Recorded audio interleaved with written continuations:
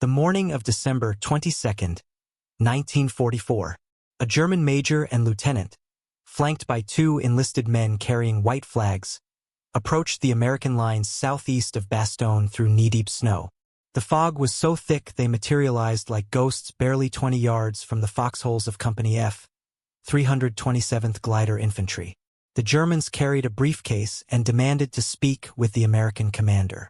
They had come to accept a surrender, they said, but not their own. Private Leo Palma watched them from his position, his hands numb around his Browning automatic rifle. Behind him, the Belgian town of Bastogne was burning. German artillery had been hammering it for 4 days straight, turning medieval stone buildings into piles of smoking rubble. The temperature had dropped to 10 degrees Fahrenheit, and most of the American soldiers defending the town didn't even have winter coats. They'd been rushed here so fast there'd been no time to issue proper clothing. Palma and 13,000 other American soldiers were surrounded by more than 50,000 German troops backed by tanks, artillery, and the momentum of what Adolf Hitler believed would be his final great victory. Every road out of Bastogne had been cut. Medical supplies were almost gone. Ammunition was critically low. Food was running out. And now the Germans were offering them a chance to surrender with honor before they were annihilated. The German officers were blindfolded and led back to a command post. Their message began its journey up the chain of command, from company to battalion to regiment, until finally it reached division headquarters in Bastogne itself. There, in a commandeered building that shook with each German shell that landed nearby, the message was handed to Brigadier General Anthony McAuliffe. McAuliffe was 46 years old, a West Point artilleryman who'd spent months preparing for this moment without knowing it. He was not supposed to be in command at all. The 101st Airborne Division's actual commander, Major General Maxwell Taylor, was back in Washington attending staff conferences.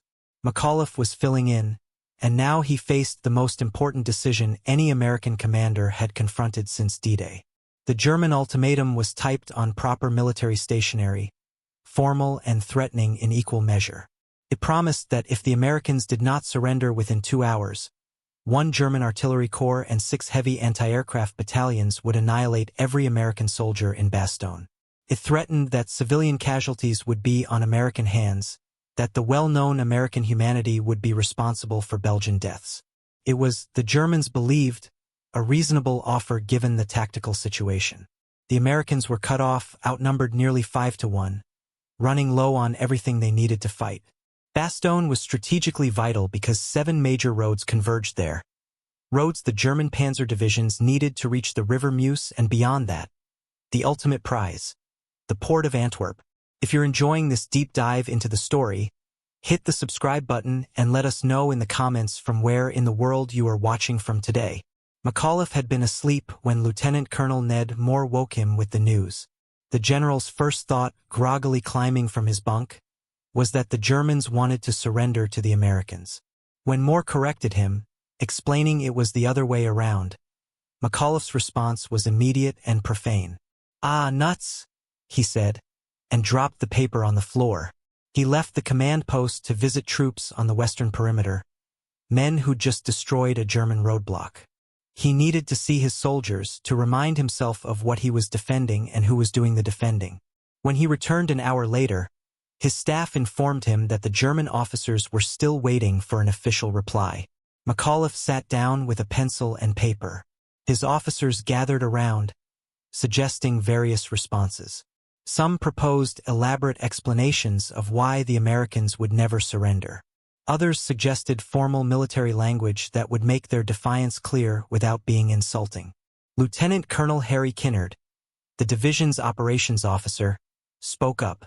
"What you said initially would be hard to beat," he suggested. McAuliffe looked puzzled. "What do you mean?" "Sir, you said nuts."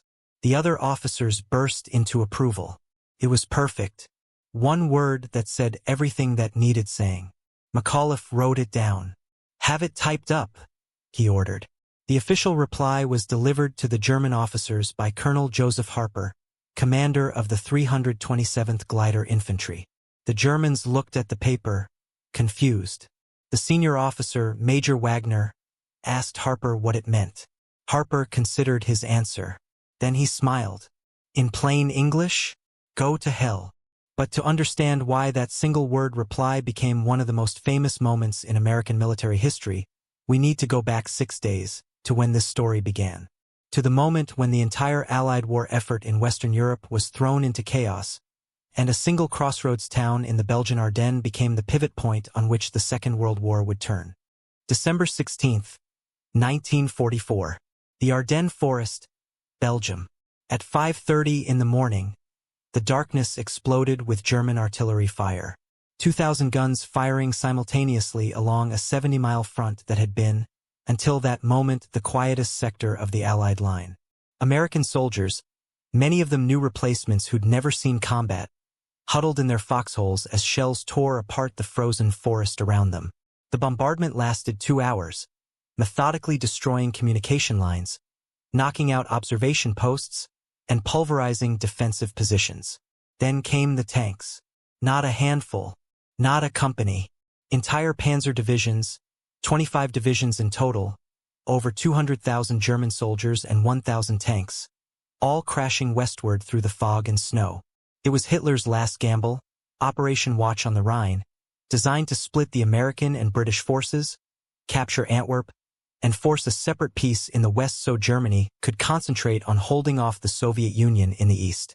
The plan was audacious and, initially, shockingly successful.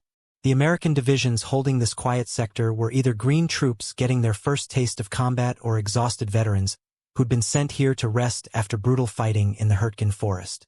They weren't prepared for what hit them. Some units fought magnificently. Others disintegrated. 2 entire regiments of the 106th Infantry Division, between 8,000 and 9,000 men, surrendered within days. Roads became clogged with American vehicles retreating west, with soldiers who'd thrown away their rifles running from tanks they'd never expected to face. But in the chaos and confusion, one thing became clear to the German high command. They needed Bastogne. The town itself was unremarkable. 43 miles south of Liège, population around 4,000, it sat on a small plateau in the Ardennes highlands. In peacetime it was known for farming and forestry and not much else. But geography had made Bastogne the most strategically valuable square mile in Belgium. 7 major roads converged there like spokes on a wheel. Not small country lanes, but proper highways capable of moving armor and artillery. In the heavily forested Ardennes, where narrow winding roads dominated the landscape, Bastogne was the only place where multiple German armored columns could maneuver efficiently. General Otto von Manteuffel, commanding the German 5th Panzer Army, understood this perfectly. His orders were to race to the Meuse River, crossing it before the Allies could bring their overwhelming air superiority to bear. Speed was everything, and speed required roads. Good roads. Roads that all led through Bastogne. Von Manteuffel assigned the capture of Bastogne to General Heinrich Freiherr von Luttwitz' 47th Panzer Corps. Luttwitz had 3 divisions for the job: the 2nd Panzer Division, the Panzer-Lehr Division, and the 26th Volksgrenadier Division. All were experienced units. All had fought across France and Russia. They were to bypass or capture Bastogne quickly, then continue racing west. The key word was quickly. German planners assumed Bastogne would fall in a coup de main, a swift, overwhelming assault that would take the town before American reinforcements could arrive. If resistance proved stronger than expected, the panzer divisions would bypass Bastogne and leave the infantry to mop up. Nobody expected the town to hold for more than a day or 2 at most. Standing between Luttwitz's panzers and Bastogne was what remained of the American 28th Infantry Division. They'd been sent to the Ardennes to recover from the nightmare of the Hurtgen forest, where they'd fought from July to November and lost over 6,000 men. The 28th was exhausted, under strength, and spread impossibly thin.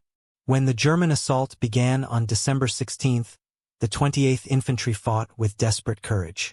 They held bridge crossings longer than seemed possible. They destroyed key roads. They made the Germans pay for every mile in blood and time. But they couldn't stop the tide. By December 17th, German armor was pushing past them, racing toward Bastogne. That same day, 250 miles to the southwest, the 101st Airborne Division was resting at Camp Mormelon near Reims, France. They'd just come off 80 days of brutal combat in Holland during Operation Market Garden, and they were in desperate need of rest and refit. Many soldiers were on leave in Paris. Equipment was being repaired. Replacements were being integrated. Then, at midday on December 17th, the orders came. The entire division was to move immediately to Belgium.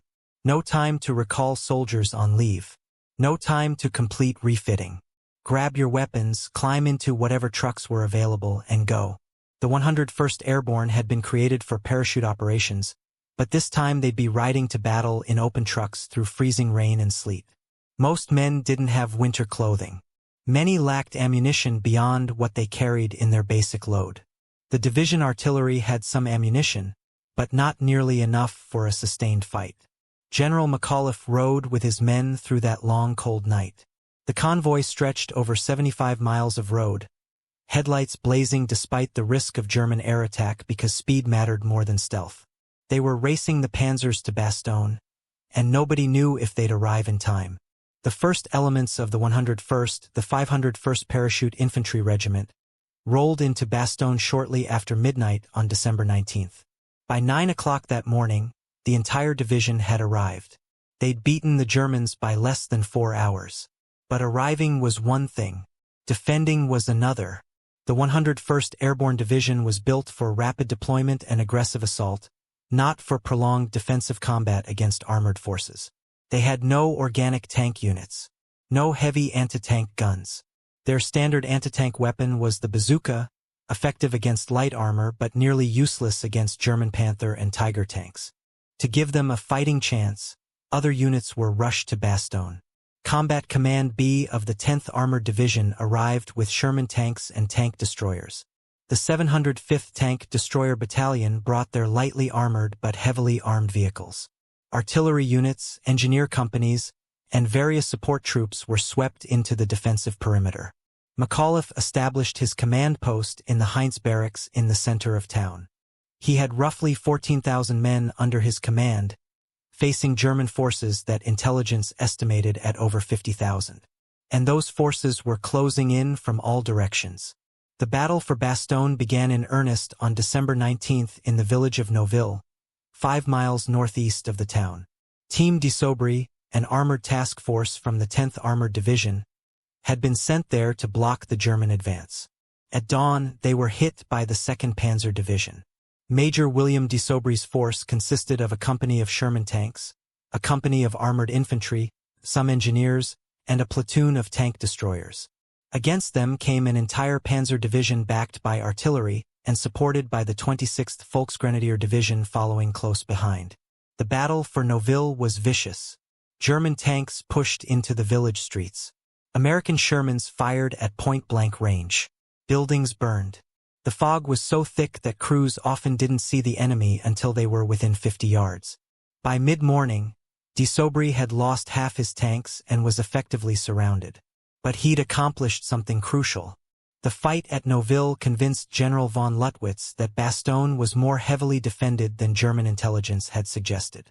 Rather than continuing to press the assault with his armored divisions, Luttwitz made a fateful decision. He ordered the 2nd Panzer Division and most of Panzer Lehr to bypass Bastogne and continue west toward the Meuse. Only the 26th Volksgrenadier Division and 1 regiment of Panzer Lehr would remain to take the town. It was exactly the kind of mistake that could cost Germany the entire offensive. By not crushing Bastogne immediately with overwhelming force, Luttwitz had allowed the Americans time to organize a defense.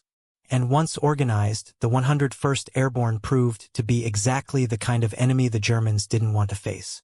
These were not conscripts or green replacements.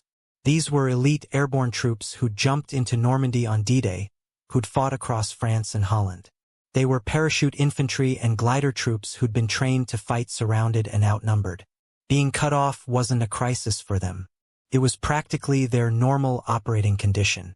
Over the next 3 days, December 19th through December 21st, the Germans probed the American defensive perimeter from all sides, looking for weak points. They found none. Every attack was met with concentrated artillery fire. Every penetration was counterattacked.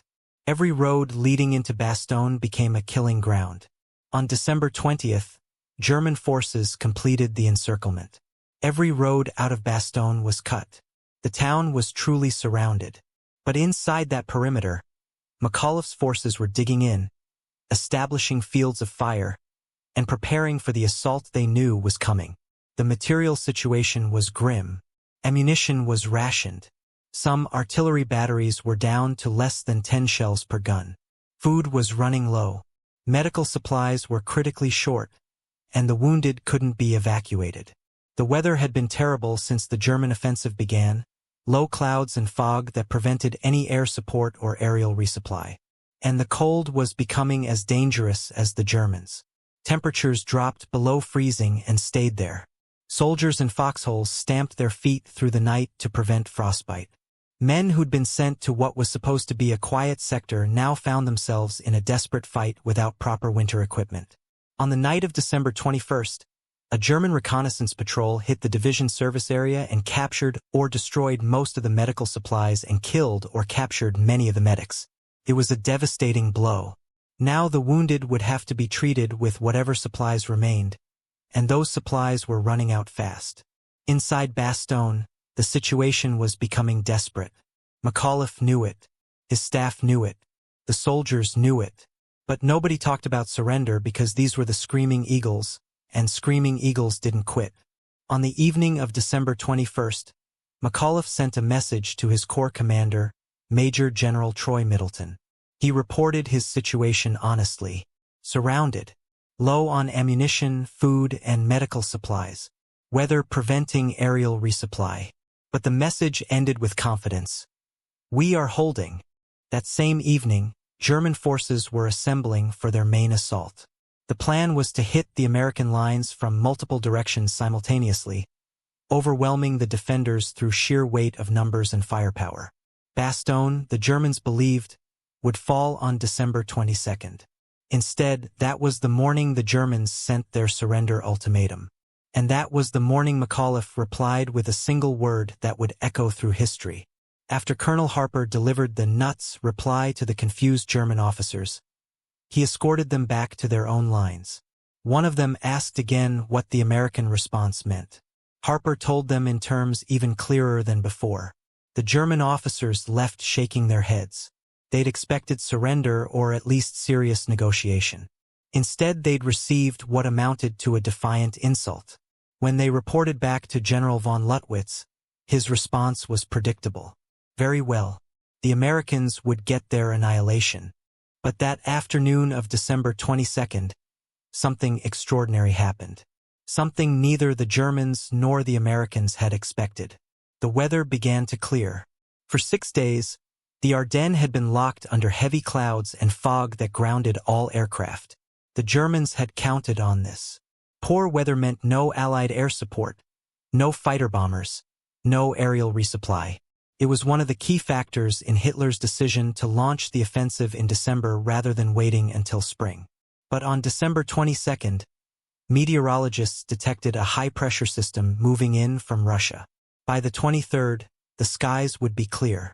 Inside Bastogne, nobody yet knew about the weather forecast. They only knew that after McAuliffe's defiant reply, the German bombardment intensified. Artillery fire pounded the town through the afternoon and evening. The Luftwaffe, taking advantage of the last hours of cloud cover, bombed Bastogne that night, killing 21 soldiers in an aid station. American soldiers huddled in cellars and foxholes wondered if they'd made a fatal mistake. They were surrounded, outnumbered, running out of everything they needed to fight. And they'd just told the Germans to go to hell. Meanwhile, 150 miles to the south, Lieutenant General George S. Patton was preparing the most audacious maneuver of his career. Patton commanded the Third Army, which had been fighting eastward through France. When the German offensive began, he'd been ordered to disengage from his own attacks, wheel his entire army 90 degrees to the north, and drive toward Bastogne. It was a nearly impossible task. Armies don't turn on a dime. Supply lines have to be reoriented. Units have to be repositioned. Roads have to be cleared. But Patton had anticipated something like this might happen, and he'd already prepared contingency plans. On December 19th, Patton met with Supreme Allied Commander General Dwight Eisenhower at Verdun. When Eisenhower asked how quickly Patton could move north, Patton's answer shocked everyone in the room. "I can attack with 3 divisions on December 22nd, he said. The other generals thought he was bluffing or crazy. Moving 3 full divisions 90 degrees and launching a coordinated attack in 3 days was considered impossible. But Patton had already set things in motion. His staff had been working around the clock. His units were already on the road. The spearhead of Patton's relief force was the 4th Armored Division. They'd fought across France with distinction, earning a reputation as one of the most effective armored units in the European theater. Now they were driving north through sleet and snow, fighting German units all along the route, racing to reach Bastogne before it fell. But back in Bastogne on the morning of December 23rd, nobody knew if relief was coming or when it might arrive. What they did know was that the weather had cleared. For the first time in a week, the sky was blue. At 6:45 in the morning, 2 C-47 transport planes took off from England carrying Pathfinder teams. These were paratroopers specially trained to jump in ahead of main forces and set up navigation beacons. Their mission was to parachute into surrounded Bastogne and establish drop zones for the supply aircraft that would follow.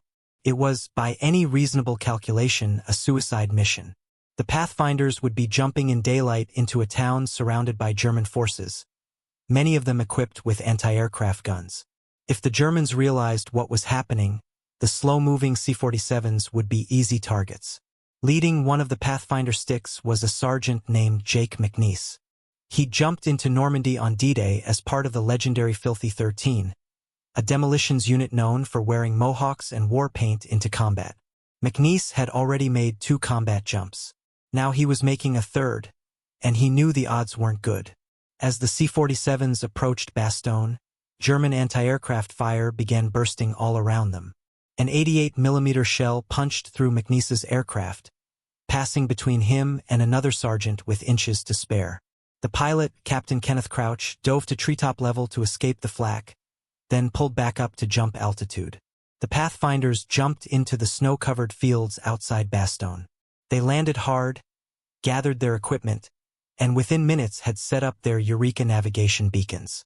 The beacons sent out radio signals that the incoming C-47s could home in on, guiding them to the drop zones even through clouds or fog. At 11:55 that morning, the first wave of supply planes appeared over Bastogne. 241 C-47s, flying in tight formations, cargo doors open, bundles ready to drop. American soldiers in foxholes around the perimeter looked up in wonder. Then the parachutes began to bloom. Red, white, blue, and yellow chutes filling the sky, drifting down with precious cargo. Ammunition, food, medical supplies, gasoline, everything the defenders needed to keep fighting. The Germans threw everything they had at the supply planes. Anti-aircraft fire filled the sky. Some C-47s were hit and crashed. Others had to make multiple passes through the flak to ensure their drops landed inside the American perimeter. But they kept coming wave after wave, because the men on the ground needed what they carried. By the end of the day, over 1,000 tons of supplies had been dropped. Some landed inside German lines and had to be written off. But most fell within the American perimeter, and recovery teams raced out under fire to retrieve them. One artillery battery had been down to 9 rounds of high-explosive ammunition. After the drop, they had enough to fight for days. Soldiers who'd been eating 1K ration per day suddenly had food. Medics who'd been treating wounds with whatever they could scavenge received proper medical supplies. The gasoline drops kept the few American tanks operational. And just as importantly, the American soldiers could see Allied aircraft overhead. They could watch German positions being bombed and strafed. They could see that they weren't alone, that the rest of the American army hadn't forgotten about them. For the first time since the encirclement began, the defenders of Bastogne had reason to hope. But hope didn't mean safety. The Germans were still attacking. On December 23rd, the same day as the supply drop, German forces launched another major assault from the south. The 26th Volksgrenadier Division, reinforced by elements of Panzer Lehr and the 5th Parachute Division, hit the American lines held by the 327th Glider Infantry. The fighting was brutal. German artillery preparation destroyed American positions. Panzers pushed forward supported by infantry. The attack penetrated the American line in several places, and for a few desperate hours it looked like the Germans might break through into Bastogne itself. But the American artillery, now resupplied with ammunition, concentrated its fire on the German attack. Every gun in the division that could range on the assault fired as fast as crews could load. Shells tore apart German formations. Tank destroyers knocked out panzers at long range. And the glider infantry, dug into positions they'd prepared over 4 days, fought with the kind of desperation that comes from knowing there's nowhere to retreat. By midnight, the German attack had been repulsed. Hundreds of German soldiers lay dead in the snow. The attack had failed, and it had cost the Germans dearly. If you find this story engaging, please take a moment to subscribe and enable notifications. It helps us continue producing in-depth content like this. The next day was Christmas Eve. Inside Bastogne, American soldiers tried to make the best of it. Some put up makeshift Christmas trees. Others sang carols between artillery barrages. The army managed to deliver a Christmas meal of sorts, though it consisted mainly of K-rations and whatever food had been dropped from the air. But the Germans had their own Christmas plans. On Christmas Eve, the Luftwaffe bombed Bastogne again. And on Christmas morning, they launched their largest assault yet. This attack came from the northwest, aimed directly at the village of Champs and the positions held by the 327th Glider Infantry and the 463rd Parachute Field Artillery Battalion. The Germans committed 18 tanks carrying a full battalion of infantry, supported by artillery and covered by fog that limited visibility to less than 50 yards. The attack hit at dawn. German Mark IV tanks crashed through the thin defensive line, infantry following close behind. For a moment, it looked like the Germans might break through. A few tanks actually entered the American rear area before being spotted. But the 463rd Parachute Field Artillery was ready. These were the same gunners who'd received ammunition just in time from the aerial resupply. Now they lowered their howitzers to point-blank range and began firing directly at the attacking tanks. Artillery firing directly at tanks sounds like desperation because it is desperation. Artillery pieces are designed to lob shells over long distances, not to engage armored vehicles at close range.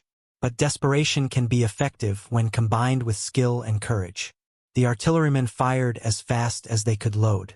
High explosive shells at ranges of less than 400 yards. The shells didn't bounce off the German tanks. They destroyed them. One after another, the panzers erupted in flames. German infantry, suddenly without their armored support, found themselves caught in a killing zone with American machine guns firing from 3 sides. Of the 18 tanks that began the Christmas morning assault, not one survived the day. The German infantry, those who weren't killed or captured, retreated back through the fog. It was the last major German attempt to take Bastogne by direct assault. Von Luttwitz had thrown division after division at the American perimeter. Each attack had been repulsed. The town was still holding. But more importantly, relief was coming. Patton's Third Army was fighting its way north. The 4th Armored Division was less than 10 miles from Bastogne, battling through German defensive positions that had been hastily established to block the American advance. The fighting between Bastogne and Patton's forces was as vicious as anything inside the encirclement. German units knew that if the 4th Armored broke through, the entire strategy of the Ardennes offensive would collapse. They fought with the desperation of men who knew they were losing. The 4th Armored Division was organized into 3 combat commands, combined arms task forces of tanks, infantry, and artillery. Combat Command A under Brigadier General Herbert Ernest advanced up the eastern approach to Bastogne. Combat Command B under Brigadier General Holmes Dagger fought up the central road. Combat Command Reserve under Colonel Wendell Blanchard protected the flanks and rear. Every village between the 4th Armored and Bastogne became a battlefield. Every bridge the Germans demolished had to be replaced under fire. Every stretch of open ground had to be crossed while German artillery zeroed in on the advancing columns. On December 24th, Combat Command A fought its way into the village of Warnock. The Germans counterattacked immediately, and the battle raged all day before the Americans finally secured the town. Combat Command B was stopped cold by German defensive positions around Chaumont, spending Christmas Eve exchanging artillery fire and repelling counterattacks. But slowly, yard by yard, the 4th Armored pushed closer to Bastogne. Patton drove to the front repeatedly, visiting his commanders, urging them forward. He knew that every hour mattered. The defenders of Bastogne had held longer than anyone thought possible, but they couldn't hold forever. On the afternoon of December 26th, Combat Command Reserve, which had been fighting through the village of Assenois southwest of Bastogne, prepared for a final push. The plan was simple and brutal. Lieutenant Colonel Creighton Abrams would lead a task force of Sherman tanks and armored infantry straight up the road to Bastogne. No pauses, no delays. Whatever resistance they encountered, they'd smash through it. At 4 o'clock in the afternoon, Abrams' column, led by a Sherman tank nicknamed Cobra King, began its final dash. German defenders opened fire from concealed positions. Panzerfaust rockets streaked toward the American tanks. Artillery shells burst among the advancing column. But Abrams kept moving. Cobra King's crew fired their 75mm gun at anything that moved. Infantry dismounted from their half-tracks and assaulted German positions while the tanks kept rolling. Private James Hendricks, a 19-year-old farm boy from Arkansas, personally attacked 2 German 88mm gun crews and a machine gun nest, killing several enemy soldiers and capturing the rest. The column pushed through Assenois across open fields and onto the road leading directly into Bastogne. At approximately 4:50 in the afternoon, December 26, 1944, Cobra King made contact with American forces from the 326th Engineer Battalion at the edge of the Bastogne perimeter. The siege was broken. After 168 hours surrounded, after repelling attack after attack, after running critically low on everything from ammunition to medical supplies, the defenders of Bastogne were relieved. When McAuliffe heard that Patton's forces had broken through, he left his command post and walked to the front lines to meet the tankers from the 4th Armored.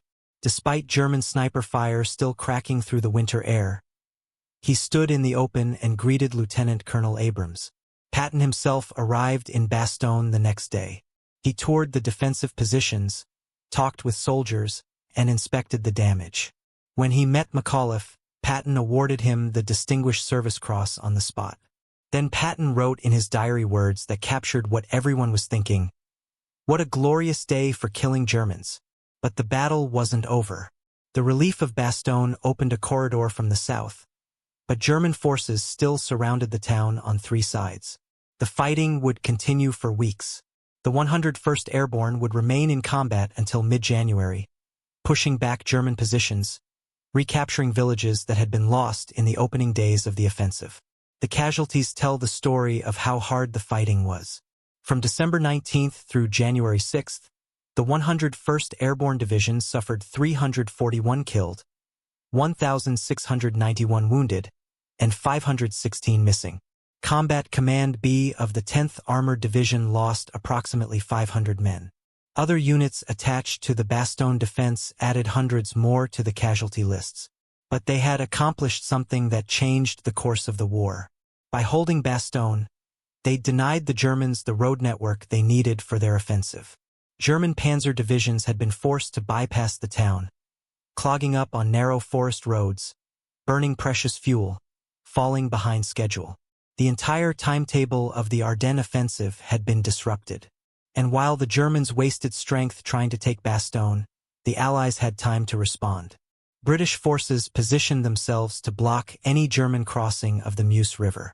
American divisions rushed north to contain the breakthrough. The weather cleared, allowing Allied air power to devastate German columns on every road in the Ardennes. The Battle of the Bulge would drag on until late January. Over 76,000 Americans would become casualties, making it the costliest battle the United States Army fought in Western Europe during the entire war. German losses were even higher, losses they couldn't replace. But the outcome was decided at Bastogne. When those SS commanders boasted that Bastogne would fall that night, they weren't engaging in empty propaganda. They believed it. The tactical situation seemed to favor them completely. They had overwhelming numbers, armor superiority, and every apparent advantage. What they didn't have was the 101st Airborne Division. They didn't have soldiers who'd been trained to fight surrounded and outnumbered. They didn't have commanders like McAuliffe who could face a surrender demand and respond with a single word of defiance. They didn't have the American ability to improvise, to make artillery batteries fire like anti-tank guns, to turn every building and foxhole into a fortress. The story of Bastogne is often told as a story of brave men holding against impossible odds. And it is that.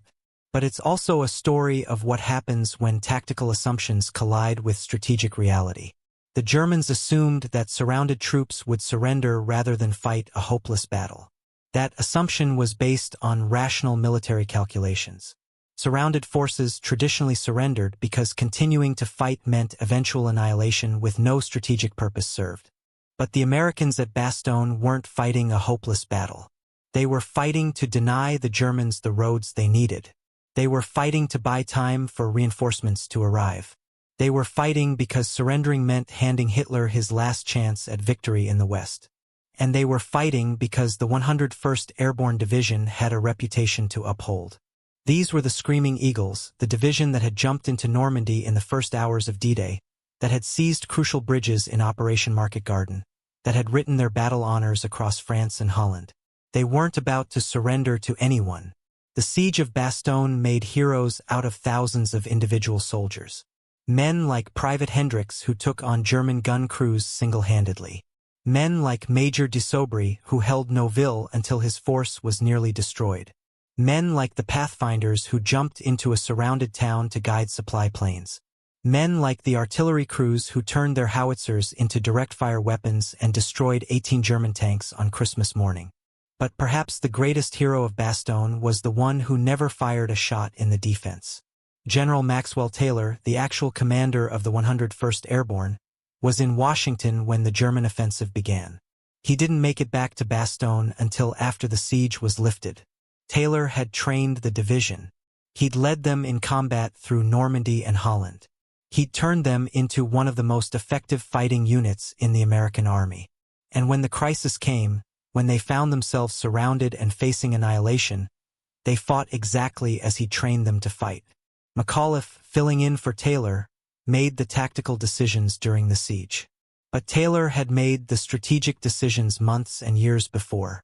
He'd insisted on rigorous training. He'd demanded that every soldier understand not just what to do but why to do it. He'd built a division that could function effectively even when cut off from higher command, even when facing odds that would paralyze lesser units. That's what the Germans encountered at Bastogne. Not just brave men, though they were certainly that. Not just well-equipped soldiers, though the aerial resupply helped enormously. They encountered a military organization that had been systematically prepared for exactly this kind of crisis. When historians analyze the Battle of the Bulge, they often focus on the big decisions. Hitler's choice to launch the offensive. Eisenhower's decision to rush airborne divisions to the Ardennes. Patton's rapid reorientation of Third Army. All of these mattered enormously. But the outcome was determined in foxholes and gun positions, in cellars and aid stations, in the individual decisions of thousands of American soldiers who chose to keep fighting when surrender seemed like the rational choice. It was determined when McAuliffe woke from sleep, learned that the Germans wanted him to surrender, and responded with a profane dismissal that his staff turned into one word that said everything. It was determined when artillery crews, down to their last few shells, held their fire until the perfect moment and then destroyed attacking tanks with point-blank fire. It was determined when engineers and cooks and clerks picked up rifles and defended sections of the perimeter because every able-bodied man was needed on the line. It was determined when pilots flew slow transport planes through German anti-aircraft fire to drop supplies to men they'd never met but couldn't abandon. And it was determined when soldiers in foxholes, freezing cold, running low on ammunition, watching German tanks approach their positions, decided that this was where they'd stand. Not because surrender was impossible, but because surrender was unthinkable. The SS commanders who boasted that Bastogne would fall that night made their predictions based on military science, on tactical analysis, on rational calculations of force ratios and supply situations and defensive perimeters. By every reasonable measure, Bastogne should have fallen. What they couldn't calculate was the determination of men who'd decided they wouldn't surrender. What they couldn't measure was the effectiveness of an airborne division that had been trained to operate surrounded. What they couldn't predict was that clear weather would allow aerial resupply at exactly the moment it was most desperately needed. And what they definitely couldn't predict was that an American general, woken from sleep and presented with a surrender ultimatum, would respond with a single word that captured the defiant spirit of every soldier defending Bastogne. Not a sophisticated military analysis. Not a lengthy explanation of why surrender was unacceptable. Just one word that said, "We're not quitting, we're not leaving, and if you want this town, you're going to have to take it from our cold dead hands." The Germans tried. For 168 hours they tried. They threw division after division at the American perimeter.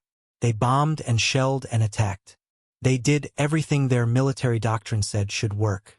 And it didn't work because the Americans at Bastogne wrote their own doctrine in the snow and ice of the Belgian Ardennes.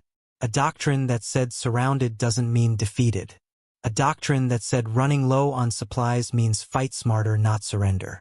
A doctrine that said elite units don't ask for help, they hold until help arrives. By the time Patton's 4th Armored broke through on December 26th, the strategic situation in the Ardennes had already turned against Germany. The German offensive had stalled. Fuel shortages were crippling panzer divisions. Allied air power was devastating German columns. The Meuse River would never be crossed. Antwerp would never be threatened. But the turning point was Bastogne. The moment when an entire German offensive strategy ran into one American airborne division and stopped cold.